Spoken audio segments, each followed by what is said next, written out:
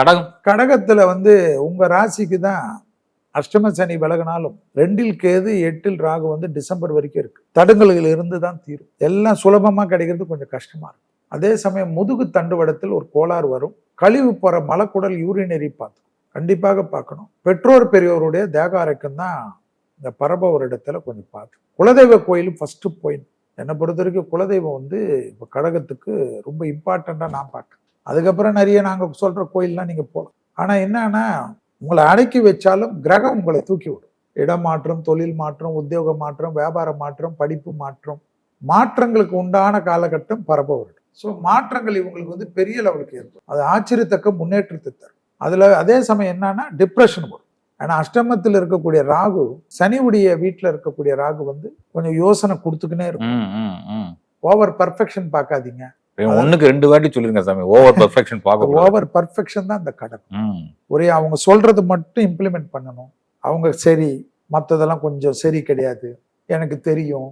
நல்ல வாய்ப்புகள் கதவு தட்டுறச்ச கூட அதுல இப்படி இருக்குது, சின்ன விஷயமா இருக்குது, இப்படி சைட்ல இருக்குதுன்னு சொல்லிட்டு அதை தள்ளி விட்டு, அதனால திருப்பி பரமபதம் மாதிரி கீழே போயிட்டு மேலே போகும். அதனால இதுங்க நல்ல நேரம். சனி வேற 9ல் உட்காந்துருக்காரு. கிட்டத்தட்ட 5 வருஷத்துக்கு அப்புறம் சனி வந்து உட்கார்ந்து இருக்கிறச்ச உங்களை டச் பண்ணலாமான்னு நினைச்ச மேலிடங்கள்லாம் பயப்படும்.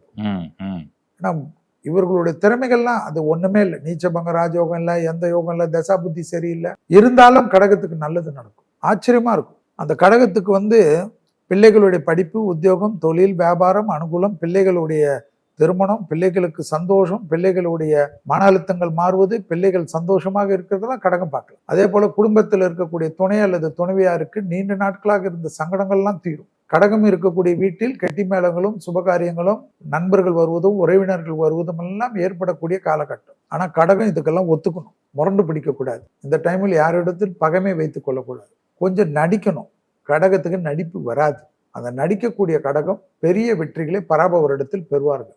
அவங்க சும்மா இருந்தா கூட அவங்களை தேடி பதவி வரும். எனக்கு வேணான்னு தகராறு பண்ணா கூட வரும், கௌரவம் வரும். பெண்களுக்கு மிகப்பெரிய யோகங்கள் வரும்.